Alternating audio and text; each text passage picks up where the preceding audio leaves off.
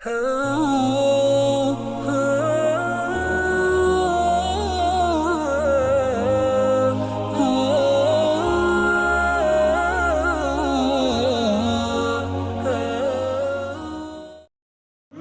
دعویٰ کیا نبوت کا تو وہ کذاب، دجال، جھوٹا، کافر،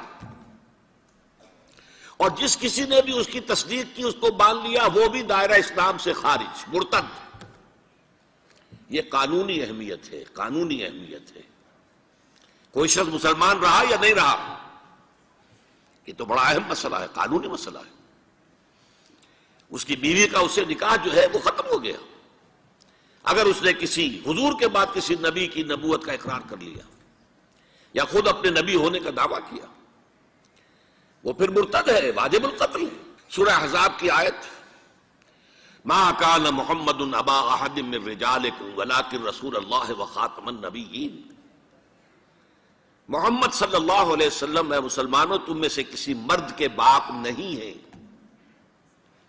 زید ابن حارثہ کو اگر حضور نے منہ بولا بیٹا بنا لیا تھا تو منہ بولا بیٹا کوئی حقیقت نہیں رکھتا، ورنہ آپ کسی مرد کے والد نہیں ہیں۔ آپ کو اللہ نے بیٹے دیے بھی ابتدا میں، وہ فوراً فوت ہو گئے۔ آپ کے عمر کے آخری دور میں بھی حضرت ابراہیم کی ولادت ہوئی، حضرت ماریہ قبطیہ کے بطن سے، وہ بھی فوت ہو گئے بچپن میں۔ تو ما کان محمد ابا احد من رجالکم ولکن رسول اللہ وخاتم النبیین، وہ تو اللہ کے رسول ہیں اور نبیوں کی مہر ہیں، مہر لگ گئی، اب یہاں سے کوئی اور شے نہیں نکل سکتی، یہ بند ہو گیا راستہ، یہاں سے اب کسی اور نبوت کے اجرا کا سوال پیدا نہیں ہوتا۔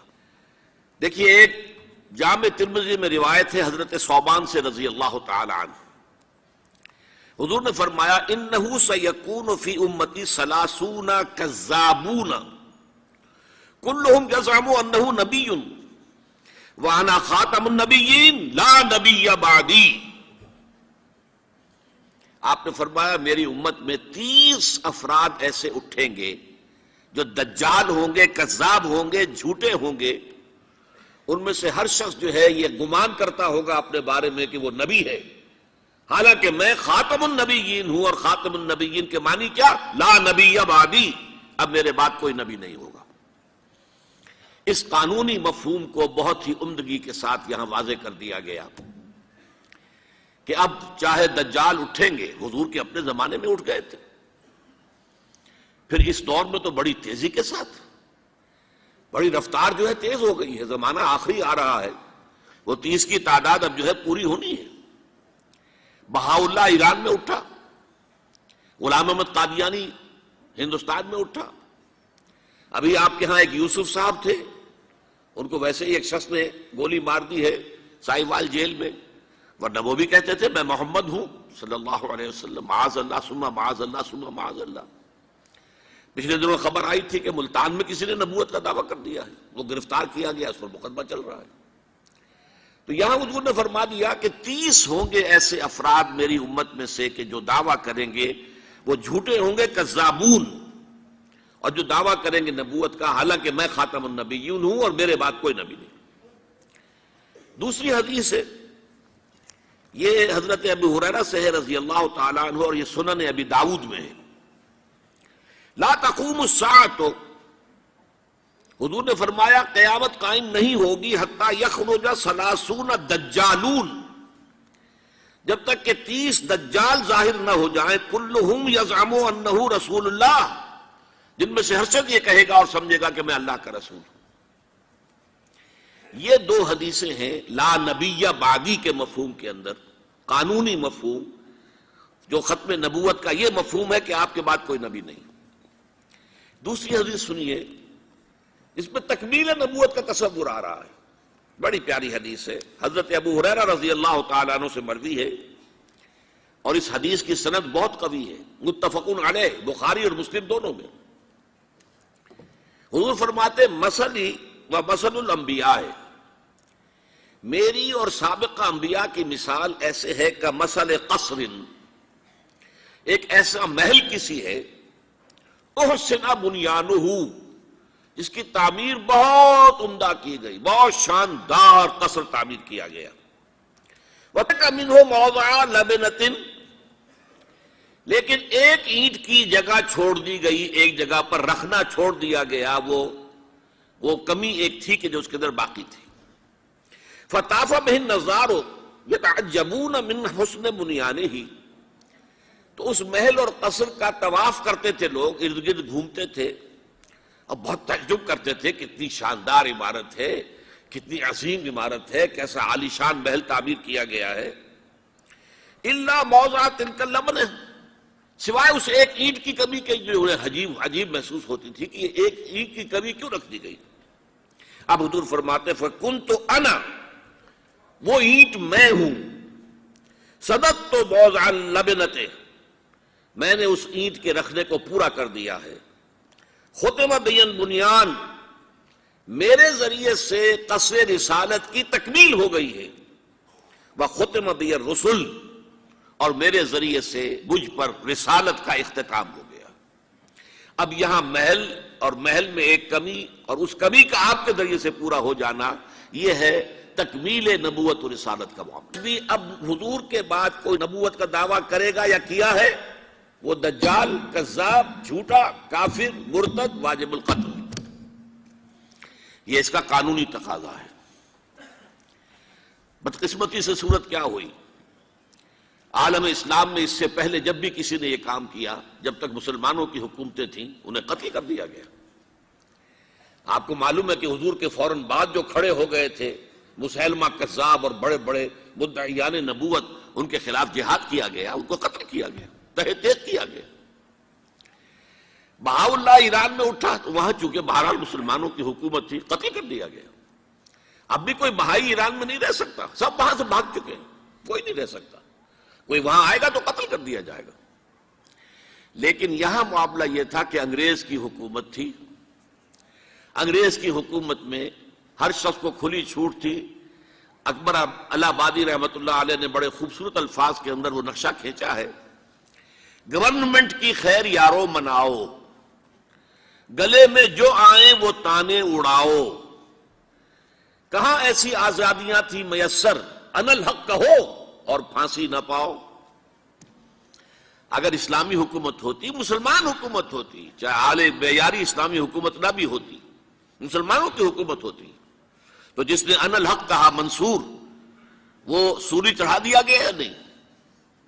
جس نے نبوت کا دعویٰ کیا وہ قتل کر دیے گئے کہ نہیں؟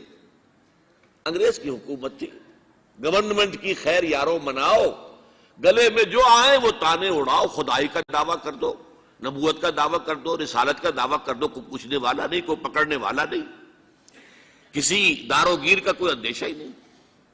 کہاں ایسی آزادیاں تھیں میسر، ان الحق کہو اور پھانسی نہ پاؤ. اسی زمانے میں ایک واقعہ یہ ہوا تھا، غلام احمد قادیانی نے ایک دعوتی خط لکھا کابل کے حکمران، اب میں بھول رہا ہوں کہ وہ امیر دوست محمد خان تھے یا امیر عبد الرحمن خان تھے، ان دونوں میں سے کسی کے سامنے وہ خط پہنچا. جیسے کہ حضور نے خطوط بھیجے تھے قیصر کو، کسریٰ کو، تو اس کو بھی شوق چرایا کہ میں بھی تو اب نبی ہوں، نبوت کا دعویٰ کر چکا ہوں، تو مجھے پڑوس کا ملک جو ہے افغانستان، وہاں کے بادشاہ کو دعوت دینی چاہیے کہ وہ مجھ پر ایمان لائے.